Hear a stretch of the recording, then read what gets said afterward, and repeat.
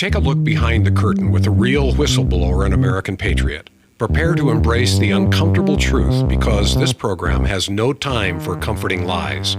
Here is civil liberties enthusiast, Second Amendment defender, and recovering FBI agent Kyle Seraphin.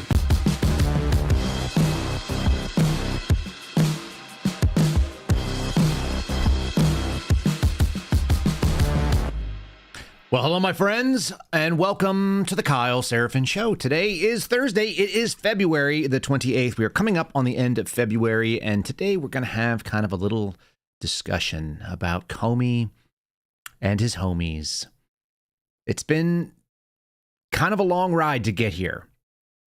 I've been hoping for accountability. I don't want to see retribution, but I do think the American people deserve accountability. They deserve information that was always theirs, and I'd like to see the mainstream media pick it up. We've seen kind of an interesting little move. Some of the folks out there on the mainstream left have been pivoting away from what they've been selling for the last 8 years: racism, sexism, misogyny, etc.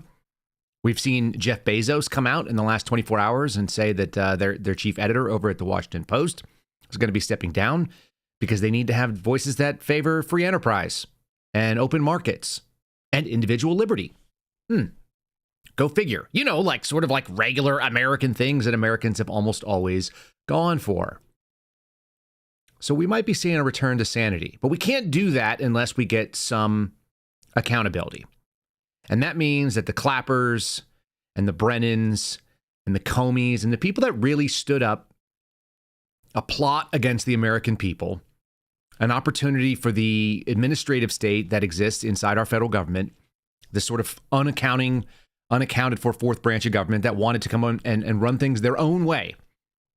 Those people need to be able to see the light of day. Their names need to be exposed. And we need to have a little trip down memory lane to kind of just re-adjudicate these problems. I think that the election in November was step one. I think that the nominations of a number of folks that we've seen step into Trump's cabinet, that's part two. Acknowledgement that we are a nation under God is part three, because there's never going to be any sort of justice better than what God can deal out, and it comes in his timeline. So that takes a little bit of humility. Got a little bit on that in a minute. That's three. And number four is doing the best we can with the American system of justice in the time and the speed that we can, and it is going to be very imperfect. I don't think we're going to get everything we want. But I said that from the beginning. I didn't even think we were going to have an election. So again, all of this has been gravy on my end. That's where we're going to go today. That's what I've got to cover on. Like I said, there's a lot of information out there, some things that we've forgotten, some things that we have in our brains that we need to be retouching that base so we can kind of line up the facts, so we can have patience, which is going to be really, really difficult. Today, I think all of our prayers need to go towards patience. And I'll tell you why, because I'm seeing some folks spiral close to me, out in the space, watching on social media. People are like asking that question, why not right now? How come it hasn't happened yet?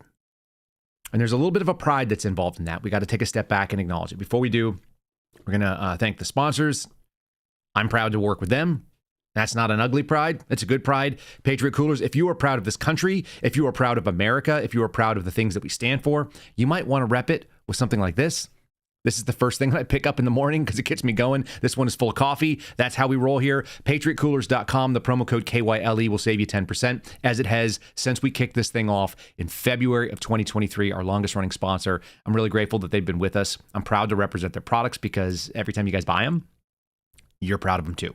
So proud, in fact, that you tag me on social media and let me know, and then you make me spend some more of my money. It's not the worst thing in the world. PatriotCoolers.com if you want a hot or cold tumbler, if you want a outstanding outdoor product that's going to last for a very long time. This is something that they make. They're proud of what they put out there, and they are so proud that they go out there and they support American vets. If you guys look, many of you guys will see this once you get it, but you don't realize it. There are 13 bars on here, just like our American flag. There are 50 stars on the bottom. I don't want to flip it upside down. You want to be able to see it because it's black, but they're all engraved on there. Patriot Coolers puts like an American thought, that pride, that sort of like a make America great again, or maybe even just like the golden age of America. They're out there pushing it out every single time. And every time you carry it out there, there's a little subliminal message to people that you're proud of this country and what we can be and that we need to strive for it. So if you want to support them and you want to support us, check out patriotcoolers.com, promo code Kyle, or you can look at the American, the American Radical / Suspendables collection, which is actually a link in the show description. All right, we're going to dive into today's program, COMEY'S, HOMIES.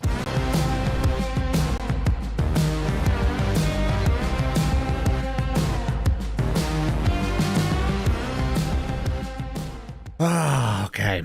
So a lot has been made and a lot of excitement has been had about Doge and about coming after the waste in government.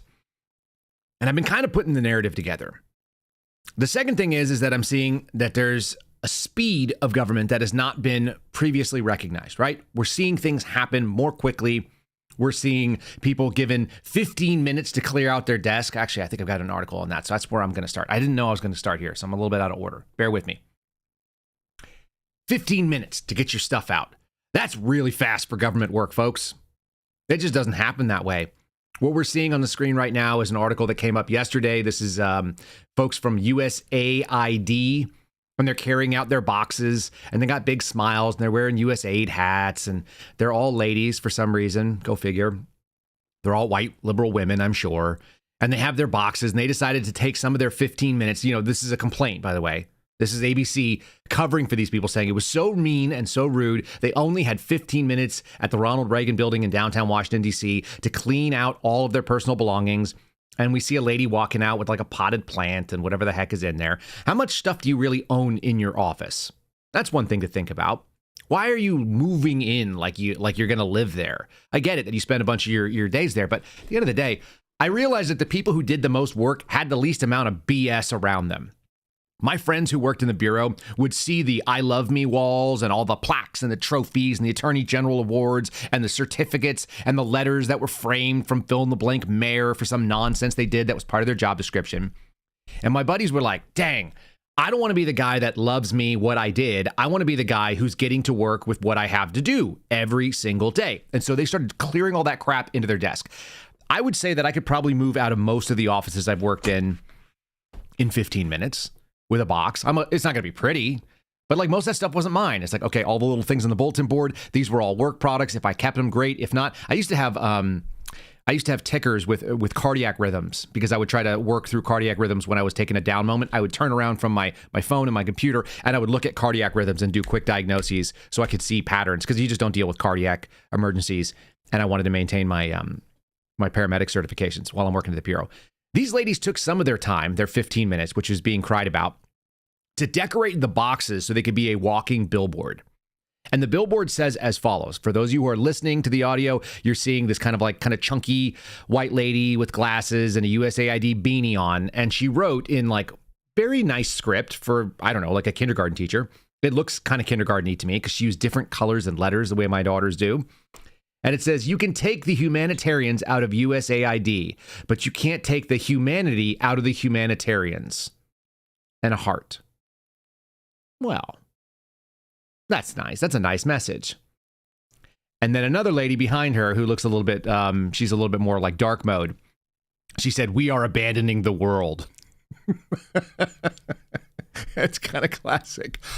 Okay, what is all this about? This is the speed that is going much more quickly than normal. This is this dismantlement of a bureaucracy. We got a favorable ruling in favor of Donald Trump's administration from the Chief Justice, and favorable meaning that it's just a pause. I want to cover this from Politico, who definitely didn't receive a bunch of USAID money, right? Chief Justice allows the Donald Trump administration to keep foreign aid frozen for now. As we brought up the other day on the program, there's been kind of like this idea that a injunction is always a victory. It's actually not. But what shouldn't be happening is you shouldn't have some district judge. And by the way, the district judge who ordered Donald Trump to turn on the foreign aid again is a foreigner himself by birth. He came out of Canada. He's a Muslim guy who was installed as a former Canadian citizen, installed into his judgeship at the district level, like in the last 15 minutes, the last couple days of the Biden regime. And so that's kind of interesting that you get sworn in during the lame duck part of the presidency, and now you're going to try to do some obstructionism. And the Chief Justice just said, no, you don't get to do that. You don't get to make a decision at the district level that is the smallest little facet of the federal judiciary and apply it across the country, Trump is going to be able to be the chief executive until we decide it. So Chief John Roberts on Wednesday granted a respite to the Trump administration seeking to keep billions of dollars in foreign aid frozen, despite the judge's order directing the administration to resume payments immediately. Like, under what authority would a judge be able to do this anyway? I don't understand this. The fact that it was pre-committed to something and Trump, as the chief executive, wants to shut it down. Like, you didn't hear the same crying from the left when they were doing these kingly type things. This is the piece that you keep hearing over and over again. The leftists are going like, oh, he's turning himself into a king. He's going to be a dictator. It's about fascism. It's about authoritarianism. Here's CNN kind of like making the argument that this is what Doge is all about. It's about shredding the Constitution, which, by the way, doesn't mention any particular executive agencies, at least not by name. It gives some responsibilities, and it indicates that the president might have to be able to like hire people to do it. But it certainly doesn't say that there's going to be this like huge and vast bureaucracy. The people who founded this country, the ones who actually wrote the Constitution, would never have imagined such a big federal government. That's why we actually had a debate between the Federalists and the Anti-Federalists. They're crying about this stuff. Here's CNN making it really interesting. And of course, Scott Jennings, who continues to be a staple of sanity over there, he's making good television. Maybe that's why Gavin Newsom wants to start a podcast to argue with people he doesn't agree with. It turns out that listening to disagreements is how you get to the accuracy. Or you could just cry like a little baby and say that you're shredding the Constitution. It just sounds really funny to me. Enjoy this little clip. Can we be real for a moment that Doge is not about cutting money, right? It's not about spending. It's about shrinking government so that it'll be too small to stop Trump with whatever else is in this plan. Why would the government stop Trump? Isn't he the head of the government? You're saying the government would be too small to stop Trump. If Trump's the president, why would the government, the bureaucracy, be actively trying to stop him? Because he is shredding the Constitution and creating an authoritarian dictatorship. That's why. And no matter who is in office, I'm going to hold them accountable. But more importantly, I'm going to make sure the government is working for the American people. Both of you all made an interesting point, which is that your view is that Trump is shredding the Constitution. I'd like to hear more about that. But that it seems to me that you all both believe that the unelected part of our government, the bureaucracy, has a responsibility to resist the political leadership. Is that your view? That's not actually That's what we not at said. all We what I said they are said. Yeah, upholding the Constitution, the principles of the Constitution, and at times How that we is have Trump seen. shredding the Constitution? My God, he's like. I mean, seriously, do we have to believe in give the you a balance of civics power, lesson Scott. that we have? I don't know, we put all power in the executive How is branch. holding the The government- legislative branch, the FBI. Now we're in control of the military. We're Yes. silencing media. Commander-in-Chief, This head is of what the you military. do It's a in a pretty part of power. dictatorship. Are you suggesting that the president is not the commander-in-chief of the military? I am suggesting that the president is going to put in charge somebody who is going to contravene the Constitution. And at some near point, this conversation will look very silly for you because it will be obvious. And right now, you're gaslighting. But when we get to the actual rubber of the road of this, it will be clear. This is really compelling television for me, and maybe not for you. But like, I would actually sit and watch hours of this because it's fascinating to see. What you keep hearing is people referencing the Constitution for the first time. I used to think it was because they didn't read the Constitution. And that may be the case. And it's certainly probably the case for like a huge chunk of these people. What I'm also realizing is that they don't actually understand what the words mean or have any ability to process what it means. There's a woman I found the other day online who I started following because she's amazing in her ignorance. And she has a PhD in something. I don't know what it is. And she follows academics back for solidarity. I don't know what that means either. But she made the argument, and I thought it was parody. I honestly, like, my hand to God, I actually thought it was parody. There's no way that you would believe that this person was saying it and it wasn't parody. Oh, looks like I lost my chat. Hold on a second here. Let me put you guys on here. You guys are supposed to be part of the program here too. I couldn't believe that the argument she was making is that Donald Trump was subverting the will of the people. There you are. Was subverting the will of the people by simply telling the Justice Department what to do. That this was somehow problematic, that he was avoiding the constitutional checks and balances. And I went like, what on earth? This is that shredding the Constitution argument, right? How is Donald Trump shredding the Constitution? Well, it turns out that she believed the Justice Department was part of the judiciary. And Donald Trump telling the attorney general and maybe instructing the FBI. This is not something that is new. I've actually seen a couple of people make that argument. I didn't know this was an argument that the left has. So we have to add not just that you haven't read the Constitution, maybe you did read it, but you didn't understand it. Because you're making the argument that the government's job is to do the job of the government, and it is somehow independent from the executive branch that they reside within. And that's news. But that's what we've been seeing for about a decade. So it makes sense that some people would actually start believing that's the case. That's how you get people at the top of the CIA. That's how you get people at the top of the FBI. That's how you get an attorney general that wants to try to subvert the president for whom they work. Now, I didn't make these rules. I would much rather have a completely independent judiciary. I'd like to see a independent Justice Department as well. The judiciary is something very different from Justice Department, but I don't want to see politics injected into law enforcement. In fact, that was one of my fundamental beefs. It was very obvious to me in 2021 when the Biden administration came in that they were going to inject them in to the point where even though there were constitutional questions about whether or not you could demand a current existing tenured employee to change the terms of their employment, whether you could say your employment now hinges upon you following this order, which there are many problems with, that are not within the purview of the government to be able to call out. And I'm specifically speaking about the COVID shots here.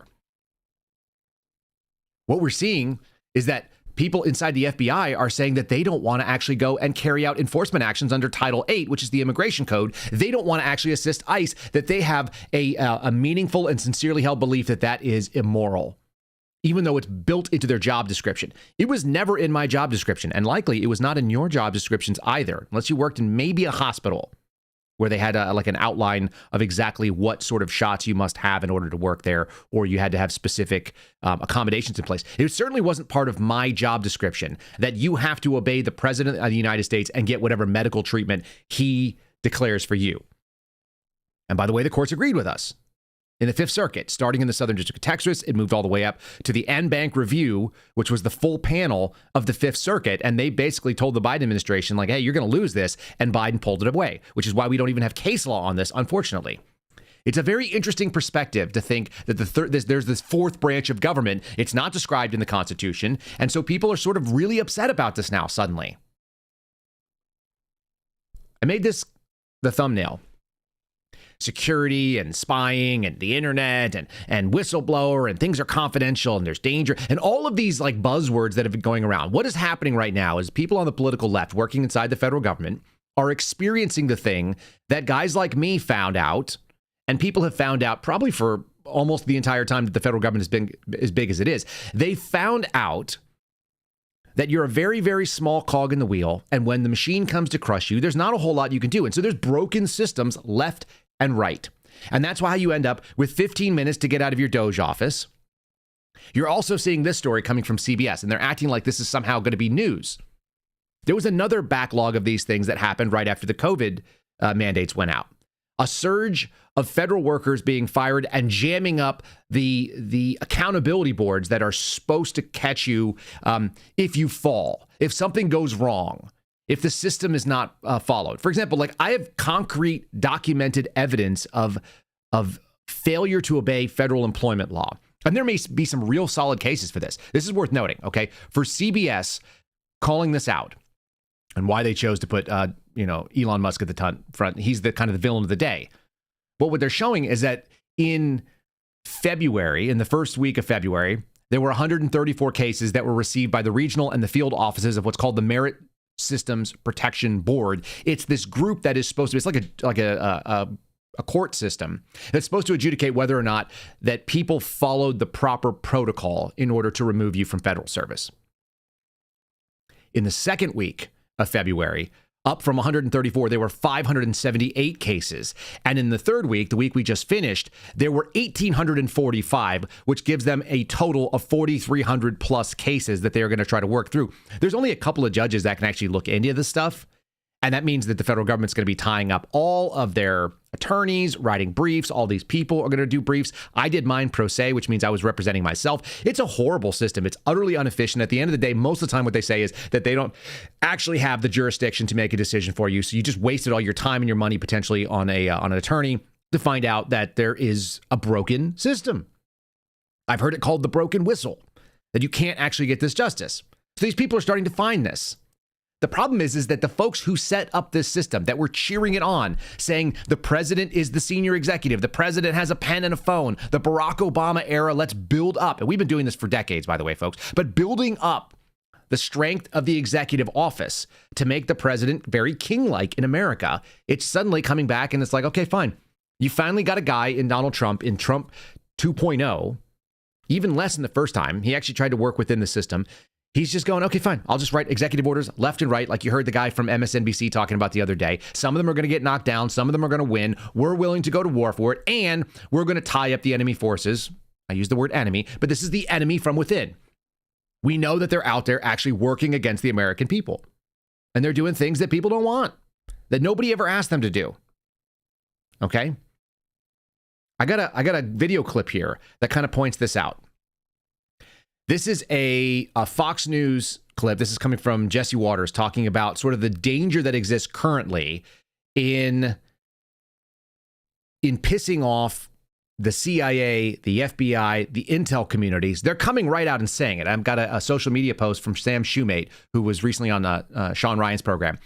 And I'm going to read you some of that as well, because this started off looking like a threat and a bunch of disgruntled people. It is now looking like pretty obvious messaging that those that work inside the government bureaucracy are saying, you know, the same thing that we heard Chuck Schumer say when Donald Trump stepped into office. There are 6 ways from Sunday that we're going to get what we want. And so here's Jesse Waters kind of commenting on, and we'll do a little bit more commentary in just a second. But Intel doesn't like being told what to do. When they saw Musk with the chainsaw doging foreign aid, they started leaking to CNN. If you doge us, there will be consequences. On the CIA's 7th floor, home to top leadership, some officers are also quietly discussing how mass firings and the buyouts already offered to staff risk creating a group of disgruntled former employees who might be motivated to take what they know to a foreign intelligence service. The CIA is telling CNN that if their funding gets cut, they're going to sell state secrets to Russia. Who the hell hired these Benedict Arnolds? The CIA is supposed to be filled with patriots, not sellouts. And the FBI is up to no good, too. Michael Schellenberger is reporting a source inside the FBI says the Bureau is destroying evidence. Now we know what their accomplishments were last week. Dear Elon, I wiped the servers cleaner than crooked. That's kind of a dark take. By the way, I'm pretty sure the source of that information is Garrett Boyle. They didn't invite him on Waters, but so what? And I can't validate any of that, by the way. I don't have anybody telling me that they're wiping servers. So maybe it's true, maybe it's not. Again, we look at things as skeptics. We understand that the possibility exists. Why? Why would we think there's a possibility that the FBI would get involved in wiping servers, in trying to cover up evidence? Probably because they've done it to Donald Trump before, that they lied, that they did some categorically false statements to the Foreign Intelligence Surveillance Court, that there's been this ongoing plot and movement against the rightful, elected and duly sworn in president of the United States. We've actually seen it. That's pretty wild. I want to read a little bit here from Samosaur. Again, so this is Sam Shoemate, and he is a former military intelligence officer. If you guys want to see more about him, he's on Sean Ryan. He was on Sean Ryan talking about what happened at Trump Tower in Las Vegas because he got some emails. He does a lot of whistleblower work with people inside the military. He said, I've seen these threats, loosely shrouded conjecture and volleys over the last couple days from the intelligence community, he calls it the IC, and the media. Can you imagine the proverbial death sentence that would have been issued if thousands of service members who were unlawfully kicked out of the military, again, we're seeing this come back because the echoes of COVID continue to hit us again. If we had seen the thousands of service members who were kicked out of the military for not taking an experimental drug, many of those people had security clearances and knew all kinds of things. They signed the same NDAs that I did. I've never exposed a single thing from our national security space because that's not what I'm into. I'm interested in exposing bad policy. Imagine if those people had lobbed up the same threats of treason against their country. And the word is proper. It's treason. The intelligence community needs to be burned down. This is Sam's position. Not a single stone should be left on top of another. The fact that senior officials are even using this as a potential threat shows you that investigators have failed to adjudicate the proper clearances, that these people are unworthy of the clearances that they have, and that the IC has been infiltrated by too many traitors that shouldn't be trusted at all. They have found themselves subservient to ideology and loyal to institution over constitution, which is why it is so rich when you hear people talking about shredding the Constitution. I've got some videos of James Comey. We're going to go back in time a little bit. We're going to go and listen to him in his own words. We're going to talk about game plan, because this is not new, that people have been talking about this stuff for quite a long time. This is not a foreign concept if you are part of this program. And yet it's worth touching on some of these bases, because I've got about, 9 or 10 different pieces of evidence I want to present to you of dishonesty from one side as far as messaging, and then actual dishonesty and really dangerous and treacherous type behaviors that we should refresh our minds on. And then we should also remember this took a long time to get here. It's going to take a long time to unravel, and it should be examined patiently. Just because you've been seeing a lot of flurry of movement doesn't mean that you have to wish that it happens right now for you. We can take a breath and we can see it kind of unfold. And if you want to do it properly, investigations, particularly into the crime scenes that are some of these intelligence community offices, they don't happen overnight. They have to be done rigorously, they have to be done slowly, and they have to be done with all the patience and due diligence so that you get the answer correct, lest you become one of them. Is that fair? All right, let's go ahead and say thanks to my folks over at Silent Between the Government and Big Tech and Corporate America and the intelligence communities and criminals. Your privacy can be compromised at any time, 24/7. There's always somebody that's trying to take an advantage on you. There's no other option. You have to protect yourself. You can start with Silent. That's slnt.com/Kyle. Silent's Faraday products block all incoming and outgoing RF signals so that your devices are invisible and safe from the outside world. You guys know I've got one sitting here right on my desk. This is where my phone is when I do the show. I like being able to block it out so I don't catch phone calls from their backpacks and their phone sleeves. Even the pants, the patented signal blocking technology will block wireless signals and give you peace of mind so your data is not constantly flowing out from your devices into the wrong hands. You just place your device inside, you close it, and that's it. You're safeguarded from unauthorized access. Again, you can see it on the screen here. You can go silent at slnt.com/Kyle. That promo code is going to save you 15%, plus it's going to give you free shipping on any qualified orders. You can stay ahead of what's coming your way. You can secure your own privacy. You can keep track of your own RF signals. Silent.com/Kyle. Again, slnt.com/Kyle. What you're seeing on the screen right there is my favorite. It's the E3. It's the Faraday backpack. It has 2 independent Faraday sleeves, one for phones, one for a tablet or a laptop. They click in on these really cool magnetic little hooks that are sitting in the back. If you want to see it, you probably saw Aaron, the owner of the company, demonstrating it from SHOT Show. This is a really neat product. It's my next buy. I've been using their dry bag a lot, which I found is actually, TSA proof is probably the right word for it. The TSA guys have not even known how to get into it because it's a roll top dry bag.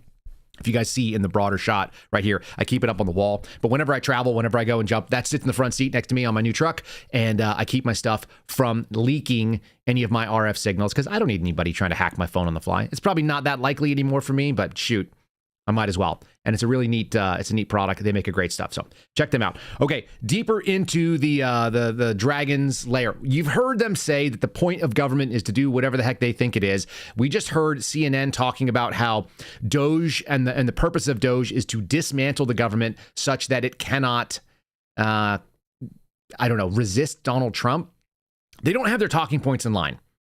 I found this from Sync of the Young Turks, and I think this is kind of funny. He's telling us that the actual purpose of all of the Trump administration is to steal our money, and you're going to be shocked to find out that Democrats think that our money is actually the money that hasn't yet been collected in taxes. So tax cuts, in other words, money the government doesn't take from you, is a robbery. I'm just telling you, like, they're in disarray right now. So it's kind of fun to see this. He was one of the louder voices that everyone thought was like really moderate and reasonable and making sense. He's back to his old ways of saying crazy stuff. So we'll throw him on the screen here because I just want to kind of make a couple of different points of messaging. Here comes the robbery. $4.5 trillion in tax cuts. That's what the entire Trump administration is about. Everything else is a distraction. Squirrel, squirrel. condoms in Gaza. We're going to send out emails and fire people. We're going to invade Greenland. Okay, all that is nonsense. Oh, we're saving so much money through Doge. No, you're not. When you do $4.5 trillion in tax cuts, you're not going to save any money. You're going to drive up deficits like crazy. We're not going to save a single dollar. We're going to add trillions to the deficit and to the debt. Why? So that corporations can get another massive tax cut. They went from 35 to 21 under Trump's first term. Now they're going to drop them all the way to 15%. The richest people in the country are going to have all the wealth redistributed to them. Oh, look at that. Coincidentally, they happen to be Donald Trump's donors. So nothing has changed at all. And there's a giant robbery headed in our direction. Okay, so this guy who is also very wealthy in and of itself, like he's really upset because he's going to go out there and make the argument that it's a robbery. That money that the government has not yet collected, because they normally do collect it, that actually is the government's money. That is a wild thing. Do we believe that that's what it's about? Are we supposed to just ignore the fact that there have been money thrown? How about the fact that money that we have being collected is being sent off not just to fund agencies that are working against us? They're funding our actual enemies, like actual terrorists. Here's a couple seconds from Tim Burkett, who's talking out in the middle of a hearing discussing U.S. foreign monies, some of those billions of dollars that USAID wanted to have unlocked, and that a judge, finally we had Judge Roberts say, hey, let's just let him cook. Let the Trump administration go a little further with what they're doing, because they do have a right to do this. This accountability should be in everybody's best interest. What's amazing is you find that principles immediately go out the window when you start talking about politics. People just pick a side and they're like, my side is on the side of not Elon Musk, so we're really mad. That means that we're on the side of terrorists. That's okay. Listen to this kind of wild statement. And this is not the first time we've heard this. If you follow people like Sean Ryan, you've heard this before. Mr. Roman, are you aware that we are sending $40 million a week to the Taliban? Yes, sir. Can you name other instances of foreign aid going to terrorist organizations? We have assisted al-Shabaab in Somalia. There's been instances of the HOMIES network in Sudan, Hamas, Islamic Jihad, Hezbollah, Kataib al-Hezbollah, Hayat Tahrir al-Shams in Syria. Dozens of terror organizations have received indirect assistance from U.S. foreign aid. Could you elaborate a little bit on the mechanisms in place that are to stop foreign aid from going to terrorist groups, and why are they not working if we have any in place? Sure. And I would note that these are, you notice, these are terrorist weaponry. You see some AKs, SKSs, some snipers, some clips, some clip carriers probably made in China, and I believe these are small landmines here beside right there. Let's use Gaza as our case study. $2.1 billion in American taxpayers' money to Gaza since October 7th, when Hamas invaded southern Israel. USAID money was going in terms of an emergency use authorization to try to go to parties that USAID formerly had a relationship with in the Gaza Strip. They had to have been vetted by OFAC. They should have been vetted against the special designated terror list from the State Department and from other Treasury organizations. Waivers were granted because they said that there was an emergency use to have that money come in to Gaza, thereby jettisoning the usual typical screening procedures. As a result, 90% of aid that was going from the United States by way of its agents in Gaza ended up in Hamas-controlled areas. And this is ridiculous. Essentially, what the U.S. assistance to Gaza did was underwrite the ability for Hamas to survive until the ceasefire was just passed a few weeks ago. That's a really bold claim, and I'm confident that they backed it up, because it's not the first time I've heard this. It's that same vibe that we had from Nancy Pelosi, where she said, well, we have to pass these bills and then we'll find out what's in it. We've got to send this money, because if we don't send this money, we won't be able to support the people we're supposed to be supporting, even if those people turn out to be terrorists. We have to bypass all of the safety mechanisms, because that's what's really important. And I don't know if it's because of ignorance or stupidity, or if it's because of malfeasance and maliciousness, but for whatever reason, a lot of money from the United States is flowing into places where it is directly working against what American taxpayers would think it is working for. Think about the slap in the face for all the veterans and all the people who have served in any civilian capacity in the war on terror. You were all sold something, were you not? You were all told that you were going out to make America safe, that you were going to make the rest of the world safe, that we were going to go out there in the world and do things that were really important because America is needed as this, shining city on the hill. And we need to use our position to lead, and we need to bring violence where we need to, and we're going to liberate people. And in the meantime, we are funding groups that he's just listed. Every terrorist organization that I can think of has gotten money through USAID because once it hits the ground, it gets handled through terrorist channels. And you think the CIA didn't know about this? They're using it to the means to the end. They end up working against the American people. All of that stuff is crazy to me. So you start asking representatives, especially kind of like the dumbest ones out there. Hey, is this okay? Don't you think, wouldn't you think a reasonable person would want that looked at? Remember, Doge, the Trump administration, it's either all about stealing from you, aka cutting taxes for people who pay more taxes than anybody. If you ever look into the tax distribution, we've done this before on this program, but the top 1% fuel like 20 or 30% of the entire tax burden for this entire country. And if you look at the top 10%, they eat more than 50% of the tax burden. Check my numbers. I'm close. I'm free, kind of just freewheeling on that one. But I know that the richest people in this country pay the biggest tax burden because they have the most money, they have the most income, and they get hammered with it. I don't hate the idea of the quote unquote rich getting tax breaks. What I'd like to see is a flat tax. I'm actually with my wife from 12 years ago when she said that. And it's yeah. Wouldn't it be fair if we all just paid according to what we made? Or we didn't have any and we just paid according to what we spent. If you want to go buy a Bugatti and there's a big tax on it at the end, but you have no income tax, then you're the one who decides that you're going to pay taxes by buying things. This kind of value added tax idea. They did this in Europe. They also just tax incomes. How about just tax one area? Consumption is the most fair, it turns out. Everybody's going to consume something and you can decide what you want to consume. And maybe even cut the taxes on things like food. Shoot. You'd have a revolutionary idea of people spending and choosing their own tax rate. And if people want to be savers, that might be the best. But rather than focus on the things or actually having an honest answer, you got people like Jasmine Crockett, who comes out of Dallas. Like I said, this sort of dollar store Cardi B. She stepped out into the space to become this voice of ignorance. She's trying to vie with, I guess, AOC for saying the dumbest things and not understanding economics. They are actually defending wastefulness, saying there's just not that much fraud. We just heard $40 million a week to the Taliban, right? We were at war with the Taliban for 20 years, and we're willing to pay them an ungodly amount of money to keep their government floating.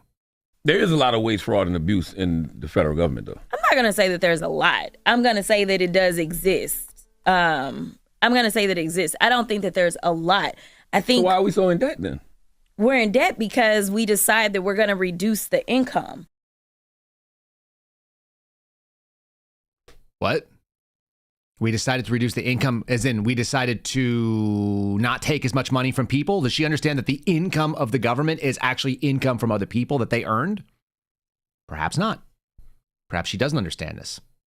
I guess that's just a big difference. The other thing is, like I said, principles shift. I've been watching this thing about Elon Musk. What I was waiting for, it always happens.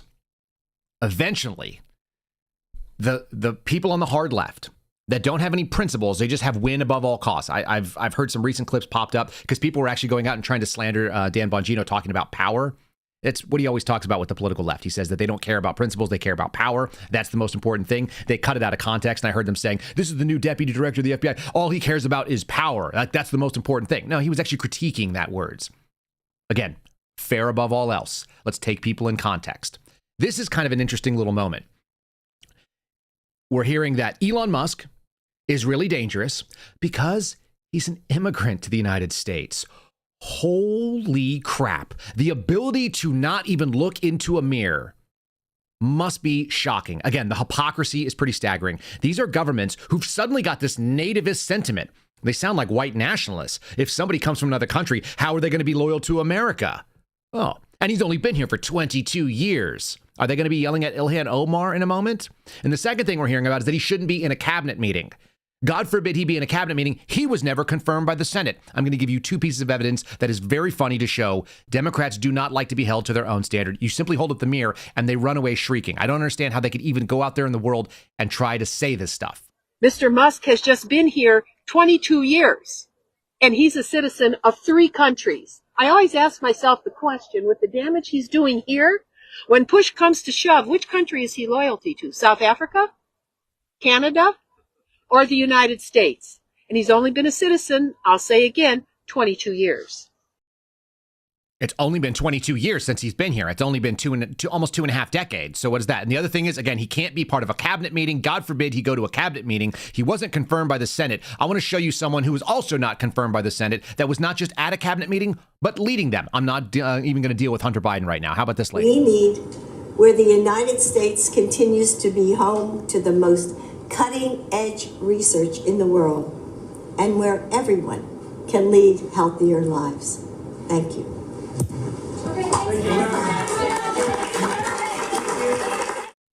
Oh, God, there's Biden, there's Blinken. Do you guys remember the outrage that they let the first lady go and sit in on a cabinet meeting and read with her little reader glasses, whatever the hell that was? She does sound like a kindergarten teacher. Don't get me wrong. I love kindergarten teachers in so much as that they teach kindergarten. What I don't like is when they talk to adults that way. That is the single biggest way for me to just walk away from you. If a woman comes up and starts talking to me like a kindergarten teacher, I had that happen to me even when I was in college. I remember that. I had a boss come up and she was like, Kyle, how do we sit in chairs? And I'm like, I don't even work here anymore. I just quit. I worked at a YMCA and I walked off the job because she was like, how do we sit in chairs, Kyle? How do we sit? I'm like, I'm gone.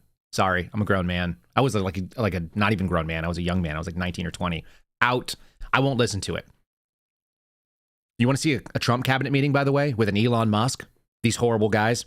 Yeah, they decided to say grace before a meal because they were going to eat during the cabinet meeting. They literally got up and did a real prayer. And I only say that because it turns out that whenever you touch things and you do them in an honest way, I have the opposite side. I got Eric Adams doing some scriptural invocation, which is pretty wild. We are getting to the Comey thing, but I'm just telling you, like, it's really fun to see these sort of like the dichotomy of what it looks like to do something maybe more honestly. And I do think this is an honest prayer. Why? Because I've listened to a lot of prayer in my life. That's what it sounds like. And then I'm going to show you somebody who is using it in a nasty way. And it sounds like what the devil says when he starts twisting scripture. Say grace and then we'll have our meeting, right? Thank you very much. Thank you, Mr. President. Let's pray. Father, we thank you for this awesome privilege, Father, to be in your presence. God, thank you that you've allowed us to see this day. The Bible says that your mercies are new every morning. And Father God, we give you the glory and the honor. Thank you, God, for President Trump, Father, for appointing us. Father God, thank you for anointing us to do this job.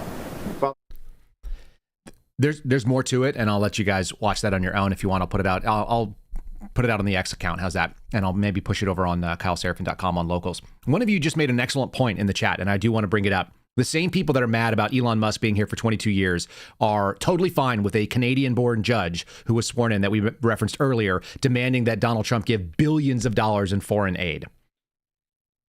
It's just, it's incredible. It really is. It's an incredible level of hypocrisy that we don't even want to be judged by our own standards in the same week. Forget the same term or the fact that the leadership has just changed. It's pretty incredible. Like, there's no other way to say it. Like, I'm just in awe of the ability to just discount. I guess they are completely unburdened by what has been just has been a moment earlier. So you have Donald Trump's cabinet saying grace. We're going to talk about the difference between Christians and Catholics a second. That's actually going to be our palate cleanser. I'm just going to give you guys a heads up on it because it's kind of funny to me, because I did come as a Catholic, a young kid coming into Texas and seeing people who were like, oh, you're not even Christian. Like, you're a Catholic, man. Like I said the other day, like, you're a papist. Like, I was like, what? A who? A what is that? Catholics actually don't see the distinction. The people that are in the evangelical side of things actually do, which is really funny to me. What I do always notice is that prayers, when you see people that are evangelical Christians, they use like Father God or Heavenly Father. Like, they'll use that as like a verbal stall. And so they'll say it like 50 times in a way that is so unnatural to me. Like, if you've ever talked to somebody, which is what prayer is, talking to God, you ever talk to somebody, you never would be like, Kyle, and I'm just telling you, Kyle, here, what I want to hear you say, Kyle, what I want you to understand, and Kyle, please, will you just do this, Kyle? I'll be like, hey, bro, like, stop selling me so hard. It's weird. Like, I just noticed that it's a tick that I hear. So we're gonna address that. Maybe you guys need a chain of command. Hold on to that thought for me. Okay. All right. But here's the evil version of that. This is one of the funniest things that I've ever heard, in so much as the way that he says it, and listening to the boos in the crowd tells you that people are on to the devil at this point. And I don't know what causes Eric Adams to think that he can sound like MLK, but it is Black History Month, and everybody wants to be MLK. And if you're a black male leader in a leftist city, maybe that seems like something you could sell. Here he is selling his very best impression, and boy, howdy, does it go wrong. By the way, I told Kash Patel the other day, like if you ever have a bad moment and you just use cowboy expressions like boy howdy, it makes everything a lot more fun. I will throw that out as a free tip to you as well. Enjoy Eric Adams talking about these Negroes. They want to shut him down. So this is a biblical moment. You know, when Jesus was on the cross, he said, God, forgive them, for they know not what they do. All these Negroes who are asking me to step down, God, forgive them.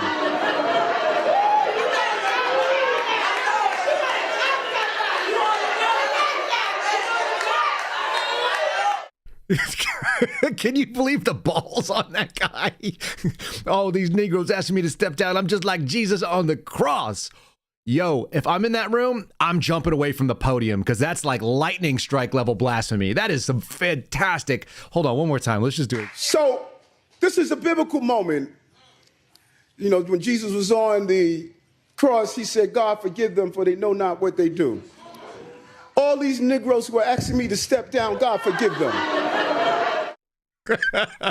It just does make me laugh. It tells you that you don't know. He kind of gets it. He knows that Trump is in charge, and so he's working with the DOJ, and he doesn't want to get the indictment to proceed. He doesn't want the legal process to keep going forward with this DOJ for the corruption charges that are against him. So he's on board with that.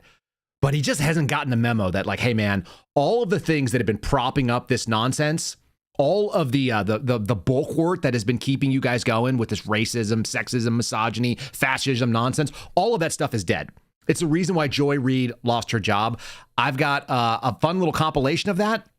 I've got some evidence of how old this tactic is. And then I got Gutfeld kind of like laying it out for you. So we got a couple pieces of evidence we're going to go through pretty quickly. The race lady. Why would they call me that? Is this really about me fixating on race, or is it about you fixating on race? But Donald Trump wants to never let black and brown folk up off the mat. It's evident what they mean by DEI, right? Why not just say what you mean? You can't stand black people. We get it. You've been heard. Are you committed to naming a black woman as your vice presidential running mate? They wanted to go after the brown people too, because of course that is their other target. You feel joy? Say joy. It's not fashionable to be openly racist anymore in America, unlike what they call the good old days. Only the white Christian men may have the things. So you own everything that happens to your mixed status families and to your wives, sisters, and abuelas. Joy. If you are black plus anything else, you are black. Violent white nationalism that today threatens our national security. Okay. All right. So that threatens the national security. That's what's going on. These are the messagings that are going on. By the way, that kind of stuff is piped into every intelligence agency. It's piped into every skiff. It's probably CNN, most likely, but they do have NBC and MSNBC on when you get the real leftists that are sitting in there. And I haven't sat in the totally obscured enclaves. I'm sure that some of those people are watching that stuff nonstop and all day long. Where does this stuff come from? It turns out it's actually not mysterious. And they had been doing this for quite a long time. And they did get these people watched in to the point where you got the mayor of New York City stepping up saying all these Negroes trying to ask me to step down. You can't talk like that, man. This is 2025. You shouldn't have been talking like that anyway. But you got the wrong message. And so they're out there living this fake life. I'm still seeing Jim Comey going out and giving speeches, which is where we're going to go. This stuff is so ingrained. They don't even know that the tide has changed. And that's why, look, we got to have some grace. We also have to be patient so that we don't screw this thing up. I need to see people take a deep breath and stop and realize that, like, okay, we see it. They don't. Even people on our own, quote unquote, side, people that otherwise generally agree with us, or people that actually want the same things as us, but they don't know how it gets done. We need to be a little bit patient, a little bit, because this has been going on for this long. Ready? Check this out. This is not a new clip. The following directive was issued from party headquarters to all communists in the United States. It read, when certain obstructionists become too irritating, label them as fascist or Nazi or anti-Semitic. In the public mind, constantly associate those who oppose us with those names which already have a bad smell. The association will, after enough repetition, become fact in the public mind. Fascist. Fascist. Fascist political party. Radicals on the far right. Anti-Semitic. Anti-Semitic. Xenophobic. Transphobic. Uncle Tom's. White supremacist. Domestic terrorist. Neo-Nazi organizer. Nazis. You are an anti-vaxxer. Anti-vaxxers. Racist. Racist. Racist. Racist. The following directive was issued from party headquarters to That party headquarters reference goes back to the 1940s, which means we're talking about an 80 to 100-year long march into this chaos. We are less than 40 days into Donald Trump 2.0, which means let's take a deep breath, people. I watched the guy that was in James O'Keefe's movie the other day, and he's spiraling. I see my guys from the Suspendables getting pretty frustrated. They want to see change happen immediately. That doesn't need to happen, okay? It's going to take a little while. We're getting the information slowly out there. Gutfeld was talking about it. The chainsaw is a really bulk tool. The Doge chainsaw that was referenced on the Jesse Waters clip. It is a bulk tool. It's a fast remover of wood, and it goes right through it, but it doesn't make the cleanest cuts. Some cuts need to be made a little bit cleaner. The most important thing that people need to remember is we have dismantled the biggest bars. That thing you just heard there, racist, sexist, xenophobic, homophobic, all of that kind of language is no longer effective. They cannot undergird anything at this point with those arguments. So that's structural.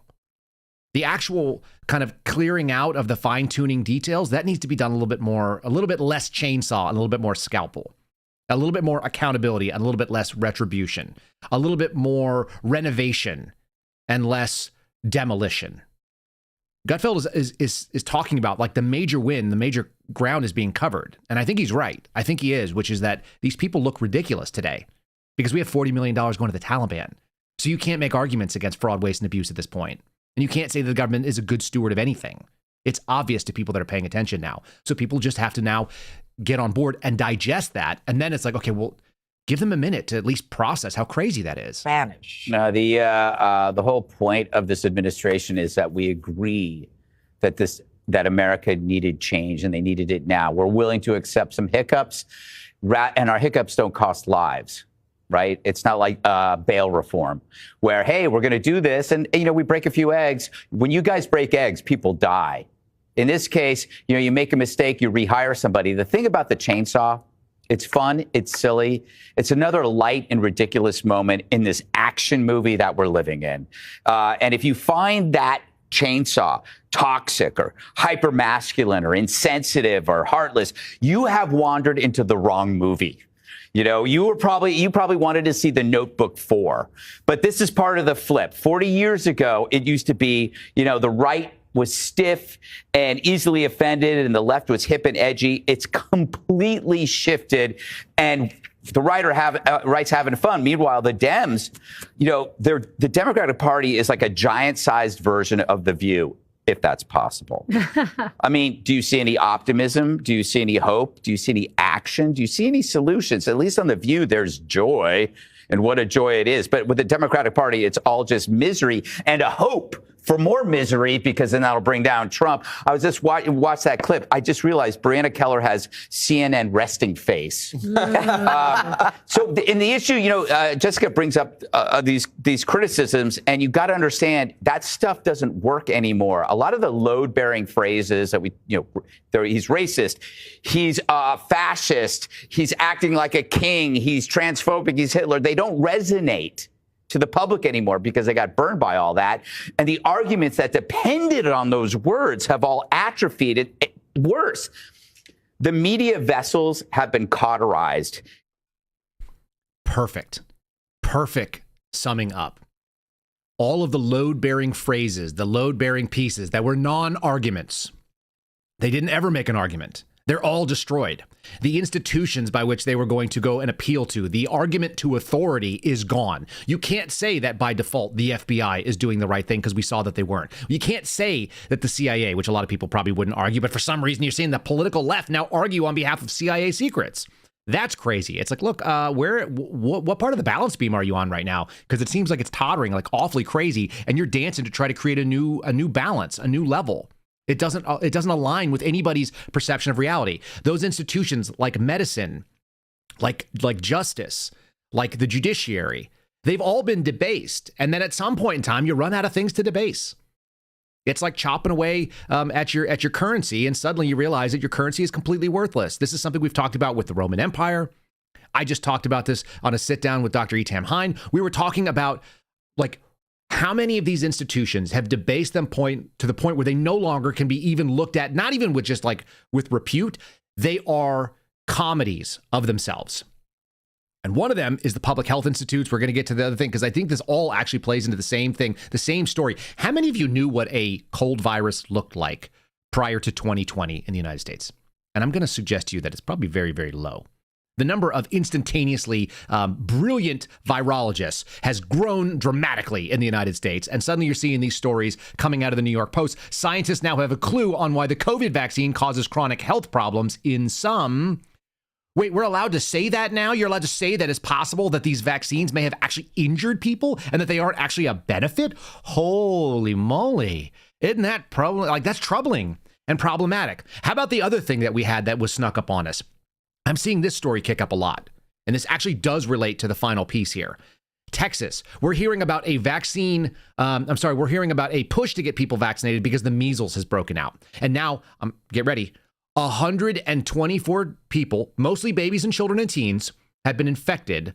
124 people have measles in the state of Texas, which has upwards of 20 million. A statistically irrelevant number of people have the measles. And so we're going to freak out about that. Do you know what's really interesting that I just couldn't help but think about? We brought in 10 million people from populations that we do not control, that do not have American health standards, that do not actually live in the same way that we do. We basically eliminated the measles. And then I started wondering, well, where could it have come from? And I realized this is a map of Afghanistan, which if you go and look at the, what is it? What is this website? The National Institute of Health? No, it's the WHO. It's a freaking commie organization. Here, let me just read. Description of the situation. Measles in Afghanistan. Measles is endemic in Afghanistan. We brought in 100,000 Afghans, people. With all provinces reporting suspected cases every year and following periods of lower transmission between 2019 and 2020 amid the humanitarian crisis in Afghanistan, weekly notifications of suspected measles cases have been increasing in all the provinces since July of 2021. And then in August of 2021, we imported 100,000 of these people. Weird. I wonder what that is. And there's a huge spike in the graph here in 2021. And then we just brought them all into the United States while measles was spiking. And then I started wondering, is measles really that big of a deal? I mean, it sounds terrifying. And yet, it turns out, historically in America, like so many other things, it's been made out to be a villain that it wasn't. And the good guys have been made to be good guys when they were actually not, right? Here is a Brady Bunch episode. Some of you guys may have seen this running around on social media. I think it's so telling. The Brady Bunch was talking about how if you're going to be sick, you can't beat the measles. I kid you not. This is worth tuning in and looking at. Hi. Peter. What are you doing home from school? They sent me home. Measles. That's either measles or a strange case of red freckles. You have got a temperature. They told me 101.1. What's the record? Never mind. Oh, are you sure it's the measles? Well, he certainly got all the symptoms. A slight temperature, a lot of dots, and a great big smile. A great big smile. No school for a few days. Say hello to my dotted son for me. Tell him I'll bring him some comic books and I'll see you later, dear. Okay, honey, bye. Boy, this is the life, isn't it? Yeah. If you have to get sick, you sure can't beat the measles. That's right. No medicine. Inside or out. Like shots, I mean. Don't even mention shots. Yeah. Measles, measles, measles. Well, all the kids have now had the measles. So, and nobody cared. That was the happy music you just heard from the Brady Bunch. That was the late 1960s, 67, 68, something like that. I think I'm remembering correctly. All this stuff tells you how much they've debased all these institutions to me. And it's the National Institute of Health, and it's going to be the CDC, and all these people that have been talking about something that is so terrifying. Meanwhile, they were making sitcoms about nothing beats the measles. What a wild time. All right, all of that sets up some of this stuff that we've been seeing about Jim Comey. This is a clip that has recently popped back up again. This is maybe one of the most audacious claims. This is in the middle of the Trump administration. This is how safe this guy knew he was until right about a second ago. Jim Comey is going to be making an argument to Nicole Wallace, the MSNBC host, that, he just sent people in to set up General Flynn, and he sent Andy McCabe, who has been getting a lot of CNN time. Andy McCabe was the guy who actually executed this straight up plot against the president of the United States. Oh, and I got to actually hit play now, too. So hold on. Sorry. Here we go. It's hard to imagine 2 FBI agents ending up in the sit room. How did that happen? I sent them. And they're laughing.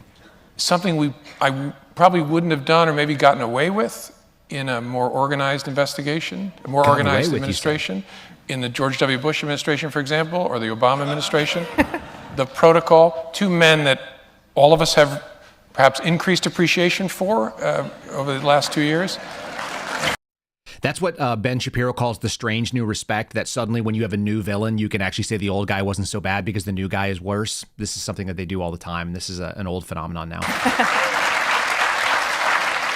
And in both of those administrations, there was process. And so if the FBI wanted to send agents into the White House itself to interview a senior official, you would work through the White House counsel, and there'd be discussions and approvals and who would be there. And I thought, it's early enough, let's just send a couple guys over. And so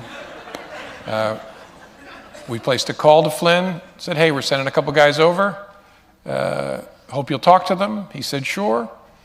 Nobody else was there. They interviewed him in a conference room at the White House Situation Room, and he lied to them. Okay, remember what we're hearing here.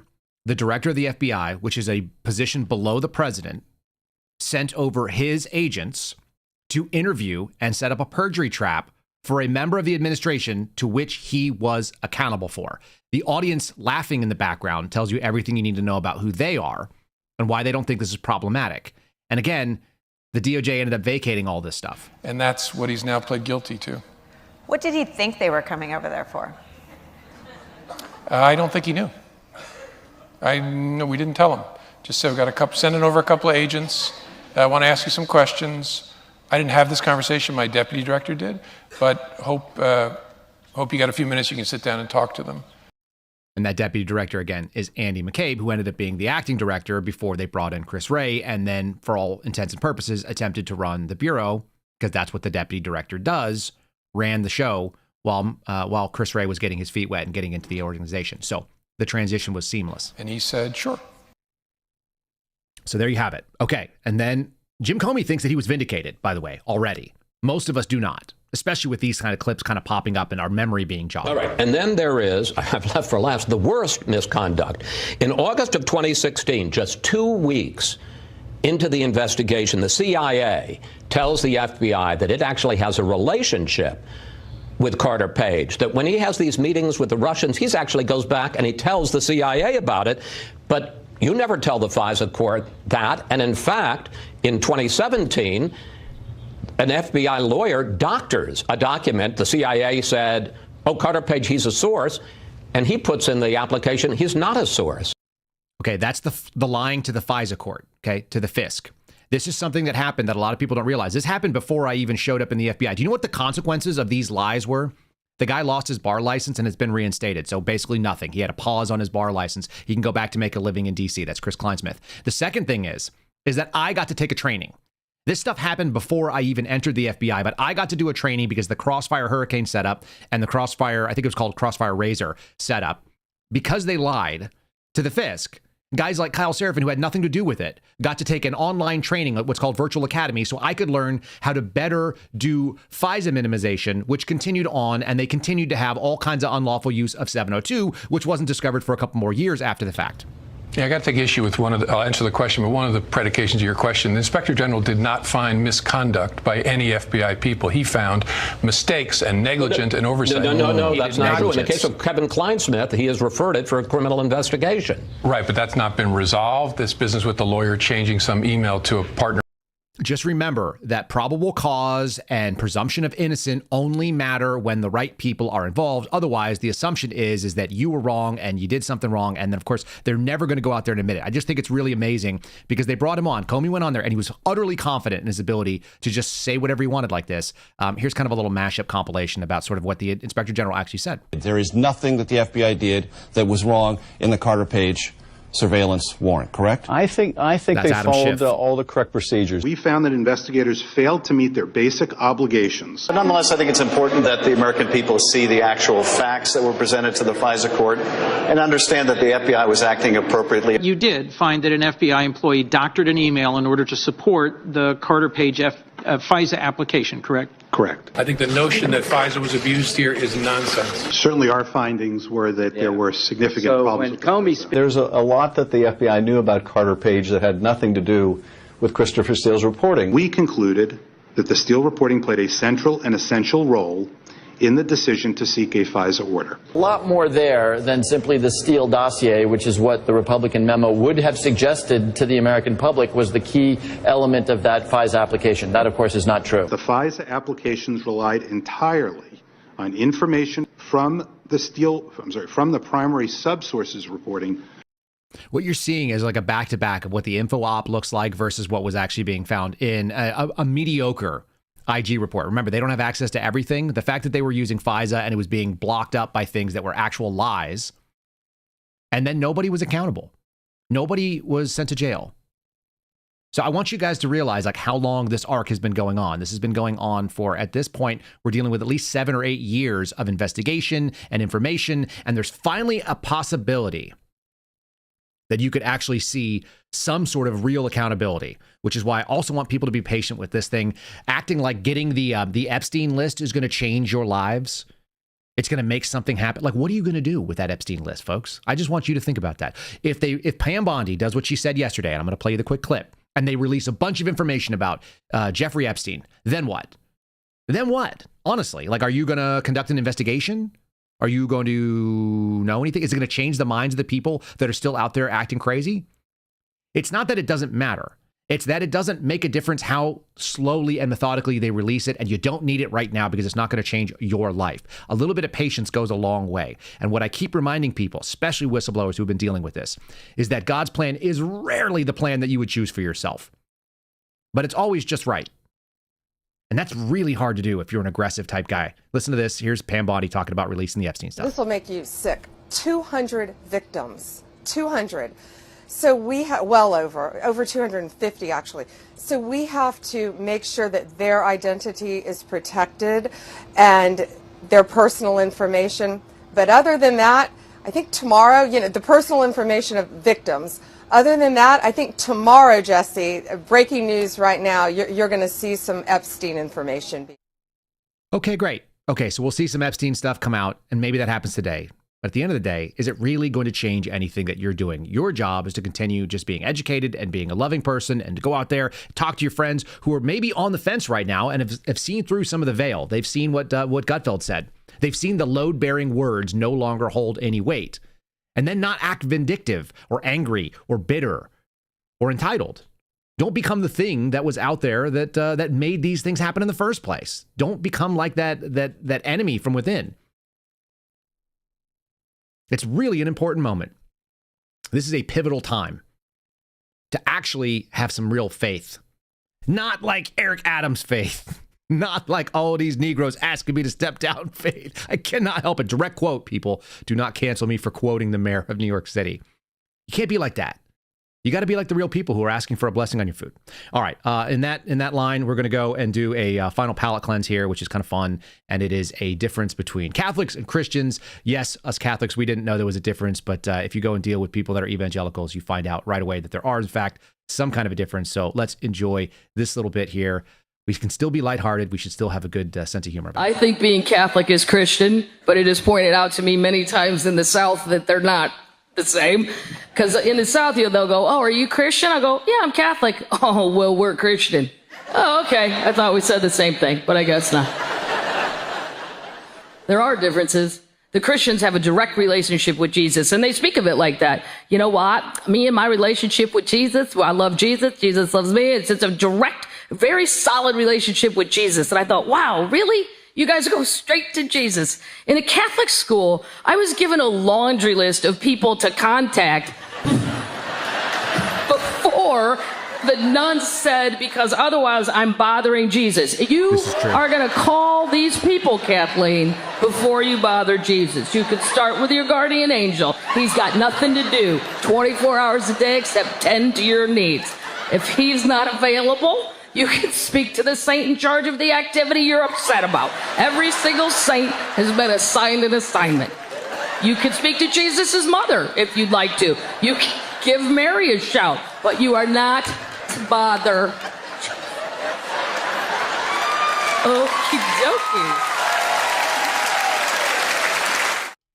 It's about hierarchy, right? It's about chain of command, y'all. How come you don't understand that? All of you military veterans, all you folks that have worked in the law enforcement community, if you think that you could just go direct to the top, you know better than that. All right. That's my pitch for you guys looking into the Catholic Church. For all of you that don't understand, for all of you who don't understand why people are out there asking for the saints to intercess, it's chain of command, doggone it. Stop bothering Jesus.